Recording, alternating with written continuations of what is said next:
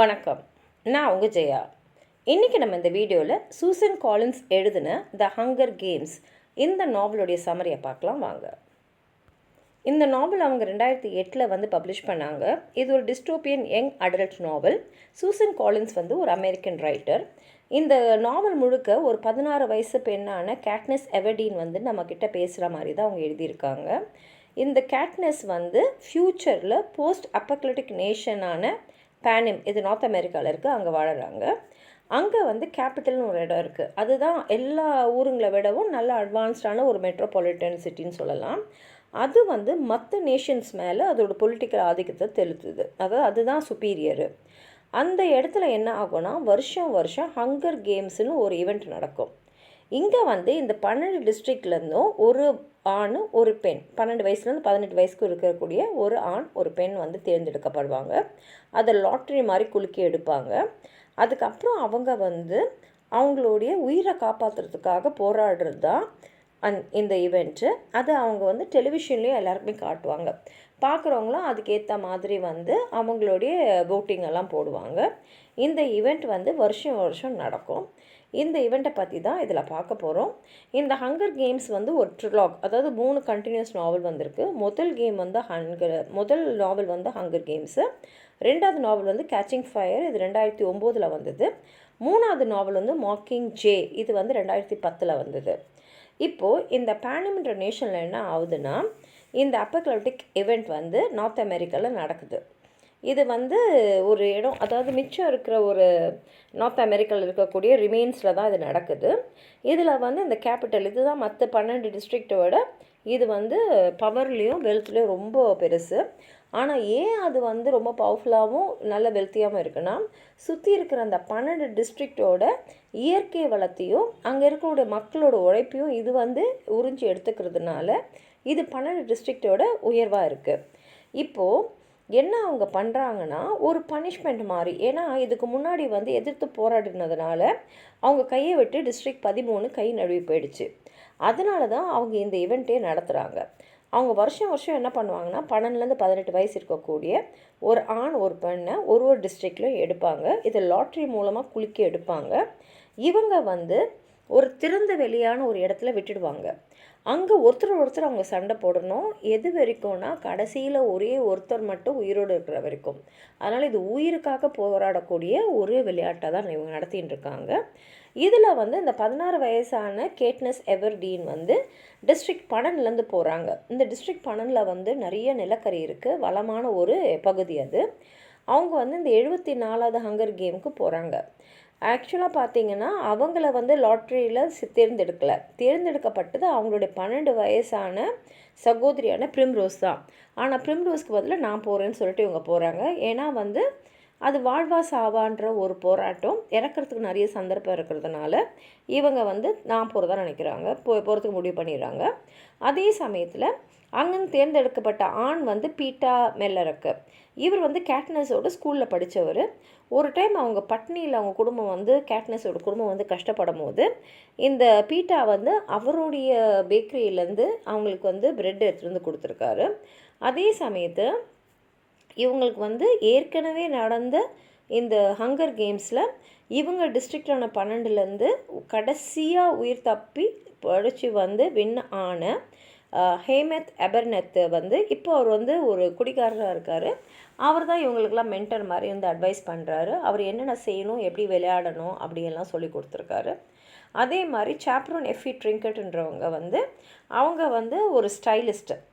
அவங்க இந்த பப்ளிக்கெலாம் இப்போ பார்க்குறாங்க இல்லையா, எல்லாருமே இதை டெலிவிஷனில் பார்க்குறாங்க இல்லையா, அதனால அவங்களுக்கான நல்ல ஸ்பான்சர்ஸ்லாம் கிடைக்கிறதுக்கான இது ஒரு சான்ஸாக எடுத்துக்கிறாங்க.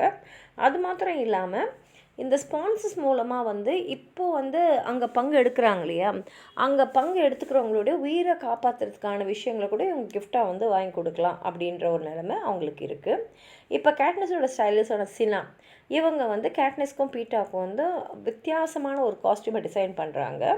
அதனால் அவங்கள இன்ட்ரடியூஸ் பண்ணும் போதே என்ன ஆகிடுதுன்னா, கேட்னிஸ் ஹையஸ்ட் ஸ்கோர் ட்ரிபியூட் ஸ்கேல்லேருந்து வாங்கிடுறாங்க.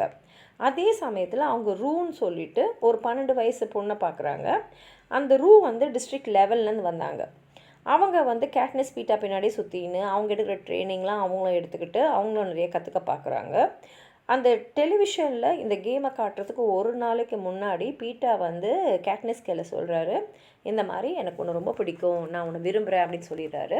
கேட்னிஸ்க்கு இது அதிர்ச்சியாக இருந்தாலும் அவங்க என்ன நினைக்கிறாங்கன்னா, ஒரு வேளை வந்து ஸ்பான்சர்ஸ்லாம் கிடைக்கும், இந்த மாதிரி நான் இந்த பொண்ணு மேலே ரொம்ப அன்பாக இருக்கேன்னு காமிச்சா ஸ்பான்சர்ஸ்லாம் கிடைக்குன்றதுனால இந்த மாதிரி சொல்கிறார் போல இருக்குது பீட்டா நினச்சிக்கிறாங்க. ஆனால் பின்னாடி வந்து இல்லை அவன் சின்சியராக தான் நம்மளை விரும்புகிறான் அப்படின்றதையும் அவங்க புரிஞ்சுக்கிறாங்க.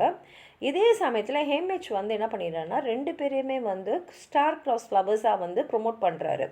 ஏன்னா எவ்வளோக்கு எவ்வளோ அவங்க வந்து ப்ரொமோட் ஆகுறாங்களோ அவ்வளோக்கு எவ்வளோ அவங்க ஸ்பான்சர்ஸ் கிடைப்பாங்க, அவங்க உயிரை அவங்க காப்பாற்றிக்க முடியும். இப்போ வந்து விளையாட்டு ஆரம்பிக்குது.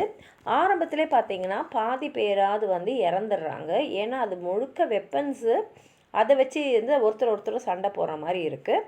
எந்த இடத்துலனா இப்போ அவங்க வந்து அவங்களெல்லாம் ஒரு இடத்துக்கு அனுப்புகிறாங்களே, அங்கே இருக்கிற சென்டரில் இருக்கிற அரினா, அது வந்து கார்னிகோப்போயோன்னு ஒரு பேர், அங்கே தான். இப்போ வந்து கேட்னிஸ் வந்து என்ன பண்ணிடுறாங்கன்னா, ஹேமேஜ் வந்து ஏற்கனவே அவர் சொல்லியிருக்கார் ஏதாவது வந்ததுன்னா உடனே ஓடி போயிடு அப்படின்னு. ஆனால் அந்த அட்வைஸை மறந்துட்டு அவங்க பாட்டுக்கு இருக்கிறதுனால கிட்டத்தட்ட அவங்க உயிரே போயிருக்கும். ஆனால் அவங்க வந்து சிறந்த வேட்டையாடுறவங்க, அதனால் வந்து அந்த வேட்டையாடுற ஸ்கில்லை வச்சு அவங்க அந்த ஃபாரஸ்ட்குள்ளே ஓடி போயிடுறாங்க. ஆனால் அதுக்கப்புறம் அந்த ஃபாரஸ்ட்டில் ஒரு செயற்கையாக உருவான நெருப்பு வந்து அவங்கள திருப்பி மற்றவங்களோடு கொண்டு வந்து சேர்த்துடுது. இப்போ வந்து அவங்க என்ன பண்ணுறாங்கன்னா, ஒரு கேரியர் ட்ரிபியூட்ன்றவங்க இவங்கெல்லாம் வந்து எப்படின்னா, இந்த விளையாட்டை விளையாடுறதுக்குன்னே வந்து சின்ன வயசுலேருந்தே ட்ரெயின் ஆனவங்க. அவங்க வந்து டிஸ்ட்ரிக்ட் 1, 2 and 4 வந்திருக்காங்க. அவங்க திருத்துறதுனால இவங்க ஒரு மரத்து மேலே ஏறிடுறாங்க. அவங்களோட அந்த டிஸ்ட்ரிக்டில் 1, 2 and 4 இருக்காங்க இல்லையா, அவங்களோட சேர்த்து பீட்டாவும் வந்து சேர்ந்துடுறாரு. அதே சமயத்தில் ரூ வந்து ஒரு பக்கத்து மரத்துலேயே ஒளிஞ்சின்ட்டுருக்காங்க. அவங்க வந்து கேட்னிஸ் கையில் வந்து ஒரு ட்ராக்கர் ஜாக்கர் நெஸ்ட்டை காட்டுறாங்க. உடனே கேட்னிஸ் என்ன பண்ணுறாங்கன்னா அதை வெட்டி விட்டுறாங்க. வெட்டின உடனே அதுக்குள்ளே இருக்கிற அந்த ஃப்ளைங் இன்செக்ட்ஸ், பறக்கும் பூச்சிங்கள்லாம் வந்து அதுங்களாம் ஜெனட்டிக்கலி மாடிஃபைடான இன்செக்ட்ஸு. அதுங்க வந்து யாரெல்லாம் அவங்க நெட்டை டிஸ்டர்ப் பண்ணுறாங்களோ அவங்களெல்லாம் போய் அது வந்து கடிக்க ஆரம்பிச்சிடும். அது மாத்திரம் இல்லாமல் யாராவது ஒருத்தவங்க மனசில் வந்து ஒரு பயம் இருந்ததுன்னா அவங்க மேலே அது விஷத்தையே செலுத்திடும். அந்த மாதிரி வந்து என்ன ஆகிடுதுன்னா, அது விஷம் செலுத்தின 2 கேரியர்ஸ் வந்து இறந்துடுறாங்க, மற்றவங்களாம் ஓடி போயிடுறாங்க. கேட்னஸையும் அது கடிச்சிடுது. அதனால் வந்து அவங்க ஹாலுசினேட் ஆக ஆரம்பிச்சிடுறாங்க. அப்போ தான் பீட்டா வந்து திரும்பி வராரு. திரும்பி வரும்போது இவங்க நினச்சிக்கிறாங்க நம்ம கொல்றதுக்கு தான் வராங்கன்னு. ஆனால் அவர் சொல்கிறாரு இல்லை ஓடி போயிடு அப்படின்னு. கேட்னிஸ் வந்து அதுக்கப்புறம் ரூவோடு சேர்ந்துடுறாங்க. ஆனால் ரூக்கு வந்து பயங்கரமாக அடிபட்டுடுது, அதாவது மரண தருவாய்க்கே அவங்க போயிடுறாங்க. இது யாரால் ஏற்படுதுன்னா, டிஸ்ட்ரிக்ட் 1 வந்து ஒரு ட்ரிபியூட்டால். அதனால் கேட்னிஸ் என்ன பண்ணுறாங்கன்னா, அந்த ரூவை கொலை பண்ணுறதுக்காக தாக்கின அவங்களுடைய சப்ளைஸ் எல்லாம் அவங்க வந்து அழிச்சிடுறாங்க. கேட்னிஸ் வந்து அதுக்கப்புறம் ரூவோடைய மரணத்துக்கு காரணமானவங்கள வந்து ஒரு ஆரோ வச்சு கொன்னுடுறாங்க. அப்புறம் வந்து ரூ கூட கடைசி வரைக்கும் அவள் இறக்குற வரைக்கும் கூடவே இருக்காங்க. அவள் இறந்துட்ட அப்புறம் உடல் மேலே பூவெல்லாம் போடுறாங்க. இதுவே வந்து அந்த கேபிட்டலுக்கு எதிராக அவங்க வந்து என்ன செய்ய முடியுமோ அதை வந்து செய்கிற மாதிரி தான் இருக்குது. இது ரூவை வந்து அவங்க பாதுகாத்ததுக்கும் கடைசியில் அவங்களுக்கு இறுதி மரியாதை செலுத்தினதுனால ரூவோட டிஸ்ட்ரிக்டில் இருக்கிறவங்க வந்து கேட்னஸ்க்காக ஒரு லோஃப் ஆஃப் பிரெட் அனுப்புகிறாங்க. இப்போ என்ன ஆகிடுதுன்னா, அந்த கேமில் ஒரு ரூல் சேஞ்ச் வருது. அவங்க என்ன சொல்லிடுறாங்கன்னா, ஒரு டிஸ்ட்ரிக்டில் வந்தவங்களும் ஒரு ஆண் ஒரு பெண் வந்திருப்பீங்க இல்லையா, நீங்கள் வந்து பேராகவே ஜெயிக்கலாம், ஒரே ஒருத்தர் தான் ஜெயிக்கணும்னு இல்லை, நீங்கள் வந்து ஒன்றா சேர்ந்து பேராக கூட ஜெயிக்கலாம் அப்படின்னு ரூல் கொண்டு வந்துடுறாங்க. அப்போ கேட்னஸ் வந்து பீட்டாவை வந்து கண்டுபிடிக்கிறாங்க. அப்போ அவர் சொல்கிறார், நான் ஏன் கேரியர்ஸோடு இருந்தேன்னா உன்னை காப்பாற்றுறதுக்கு தான், எனக்கு உன்னை பிடிக்கும்னு சொன்னேன் இல்லையா, உன்னை காப்பாற்றுறது தான் அப்படின்னு அவர் சொல்கிறாரு. ஆனால் அவரை வந்து கேட்டோ வந்து பயங்கரமாக, அவர் ஒன் ஆஃப் த கேரியர்ஸ் தான். அவர் வந்து பீட்டாவை நல்லா வந்து காயப்படுத்தினதுனால அவர் பயங்கர காயப்பட்டு இருக்கார்.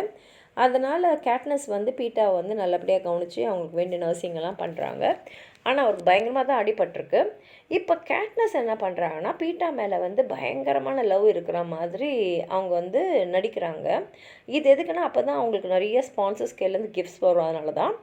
அப்போ வந்து என்ன ஆகிடும்னா, இந்த கேம் நடத்துகிறாங்க இல்லையா, அவங்க வந்து சொல்கிறாங்க, உங்களுக்கு என்ன ரொம்ப தேவைன்றது சொல்லுங்கள், அடுத்த கேம் அதை நோக்கி தான் போகும்போது கேட்னஸ் அவங்க உயிரை பற்றி கூட கவலைப்படாமல் பீட்டாக்கு வேண்டிய மருந்துக்காக அவங்க போராட போகிறாங்க.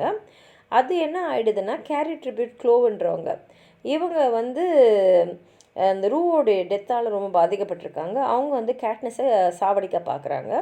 ஆனால் அவங்கள த்ரெஷ் வந்து அவர் வந்து டிஸ்ட்ரிக்ட் லெவல்லேருந்து வந்த ஒரு ஆண், அவர் வந்து இந்த க்ளோவை வந்து கொண்டுறாரு. அதே சமயத்தில் கேட்னஸை வந்து ரூ வந்து அவங்க பார்த்துக்கிட்டதுக்காக விட்டுறாரு. இப்போ வந்து பீட்டாக்கு வேண்டிய மருந்து வந்து கிடச்சிடுது. ஏன்னா வந்து கேட்னஸ் வந்து திறம்பட விளையாடுனதுனால ஸ்பான்சர்ஸ் நிறையா வராங்க. அந்த மருந்து வச்சு அவங்க பீட்டாவுடைய லைஃப்பை வந்து காப்பாற்றிடுறாங்க. ஆனால் த்ரெஷ் வந்து கேட்டோவால் கொல்லப்படுறாரு. கேட்டோவும் வந்து இன்னொரு ட்ரிபியூட்டை சேர்ந்து தான் த்ரெஷ்ஷை கொள்கிறாங்க. அந்த இன்னொரு ட்ரிபியூட்டோட பேர் வந்து ஃபாக்ஸ் ஃபேஸ், இதோட நிக் நேமு. ஆனால் இவங்களும் வந்து ஒரு விஷத்தன்மை உள்ள பெரிஸை சாப்பிட்டுட்டு அவங்க இறந்துடுறாங்க. அப்போ தான் வந்து ஜெனட்டிக்லி மாடிஃபைடான உல்ஃப்ஸ் வந்து திறந்து விட்டுறாங்க. இந்த ஜெனட்டிக்லி மாடிஃபைடு உல்ஸ் வந்து கேட்டோ வந்து கொன்னுடுது. இப்போ வந்து கடைசியில் பார்த்திங்கன்னா கேட்னஸ் அண்ட் பீட்டா மட்டும்தான் கடைசியாக இருக்க ஒரு 2 வயசு இருக்காங்க. அவங்க ரொம்ப சந்தோஷமாகிடுது. பரவாயில்ல, நம்ம 2 பேரும் ஜெயிச்சிட்டோன்னு சந்தோஷப்படும் போது தான் இந்த கேமை நடத்துகிறவங்க வந்து ரூலை திரும்பி சேஞ்ச் பண்ணிடுறாங்க.